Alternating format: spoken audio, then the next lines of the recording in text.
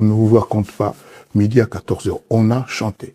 Mais pourquoi tant de polémiques? Est-ce qu'il y a eu quand même des petits incidents, des choses qui se sont pas passées comme prévu?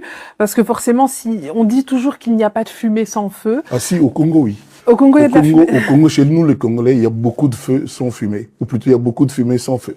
Voilà. Comment est-ce qu'il est arrivé sur scène? Je vais Raconte-nous raconter à ma façon. Hein. D'accord. Je ne sais pas si ce sera avec ou sans filtre, mais je vais raconter. Sans filtre, on préfère. Moi, le plus important est que ce que je dis soit vrai et avéré. Donc, il y avait la première partie, l'orchestre victime a chanté beaucoup de chansons. Moi, j'étais quelque part assis aussi à table, j'attendais parce qu'il y avait deux groupes à chanter. Et après, on m'a demandé, on m'a demandé de monter sur scène avec le quartier latin. On était quand même commencé à être un peu défraîchi parce que c'était quand même long. La partie là, mais on a monté, on a chanté, puis on est venu me dire par le protocole que je devais appeler l'autre artiste pour chanter Pucha. Mais nous, on avait notre répertoire à faire parce qu'on était quand même là pour chanter nos rumbas. On voulait les classiques de Koffi Olomide. Moi, je les appelle pas les anciennes chansons, mais les classiques de Koffi Olomide. Donc, on s'est mis à chanter, les gens étaient contents. Et puis, à un moment donné, pour la deuxième fois, quelqu'un est venu à mon oreille, me dit qu'il fallait que je l'invite sur scène. Après le gâteau, la cérémonie du gâteau, c'était quand même une soirée d'anniversaire magnifique. Le décor était incroyable, éblouissant. Je pense que ça, c'est la touche de maman Denise elle-même. Je la félicite pour ça. On m'a demandé de l'appeler. Et quand le gâteau est fini, le président est reparti s'asseoir avec son épouse, avec ses invités. Donc, on est venu encore une fois me faire signe, il faut l'inviter maintenant pour chanter. J'ai dit, Monsieur le Président, après tous ces cadeaux somptueux, permettez-nous de vous offrir aussi notre cadeau à nous. Vous êtes le père de la nation, donc nous, notre cadeau, c'était vous interpréter, parce que c'est une des chansons que vous préférez, la chanson Epucha.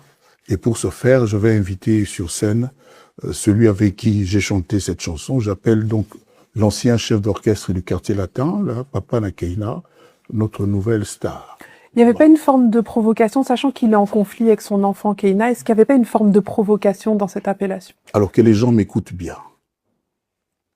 Je réaffirme que c'est lui le papa de Keina et que Keina n'a pas un autre papa.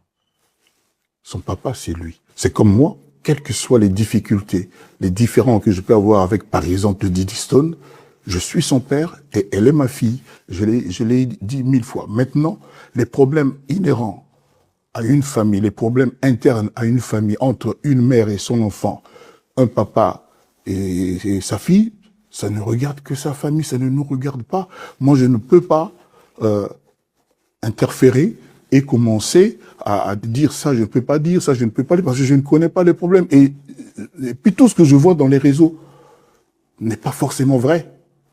Les réseaux sociaux congolais aujourd'hui, c'est devenu le nid des mensonges. Donc, pardon de le dire comme ça. Donc c'était pas pour provoquer? Ah non, absolument pas. La fille là, Keina, l'enfant là, est né alors que son papa était dans le quartier latin.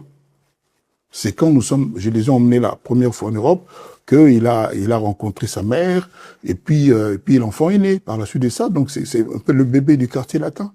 Et moi, j'aimerais quand même dire que les gens réfléchissent bien. Quand je dis, quand on est le père, c'est à vie. On n'a pas le choix. C'est comme Dieu le Père. C'est lui notre Père à nous tous. C'est notre Créateur. Quel que soit ce qui se passe, c'est lui le père. Et l'enfant n'aura jamais un deuxième papa. À moins que la maman lui dise quelque chose, mais que je sache, c'est lui le père. Si j'ai un avis à donner, je ne dis pas conseil. Le père ne devrait pas s'offusquer à ce qu'on dise papa n'a. Parce que c'est lui le père. Les problèmes maintenant qu'il y a, moi je peux comprendre, ça ne regarde personne en dehors de la famille. Ça ne regarde personne.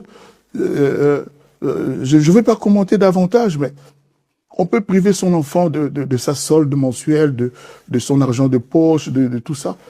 Mais on reste son père, on reste sa mère. Donc voilà. Et ça, personne ne peut m'obliger de penser le contraire. Voilà. Moi, les gens m'appellent quand ils veulent Papa Didi, Papa Del Pirlo, Saint James, Papa Rocky, Mino, Manolo, Diego et Elvis. Oui, je suis le papa de ces enfants-là. Papa Aristote, oui, je l'assume. Donc voilà. Donc maintenant, s'il y a des problèmes internes que je peux comprendre, ça ne regarde personne en dehors de la famille. Ça ne regarde personne.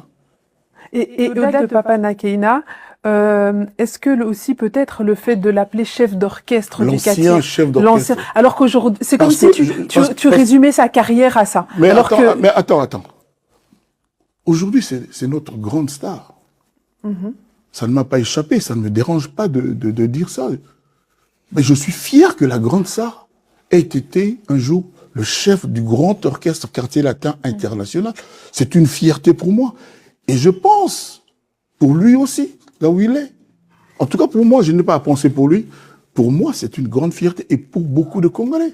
C'est pas n'importe qui a l'ancien chef de son orchestre, quelqu'un comme lui. Je le dis parce que j'en suis fier. Parce que je n'oublierai jamais et personne ne l'oubliera jamais. Même pas lui et surtout pas lui. Donc voilà. Vous savez, les circonstances de la vie, on a des postures, ouais, on veut faire comme ci, on veut faire comme ça, mais la réalité, elle, ne changera pas. Donc ce que j'ai dit, il n'y a pas la moindre méchanceté. Okay. Et j'aimerais vraiment qu'on confronte mes propos à ceux de qui vous voulez. Donc moi, je suis juste fier de ce que le Quartier Latin ait eu un jour un chef d'État, un chef d'orchestre comme lui. J'en suis vraiment fier, je le dis à la télévision. C'est tout, il n'y a aucune méchanceté.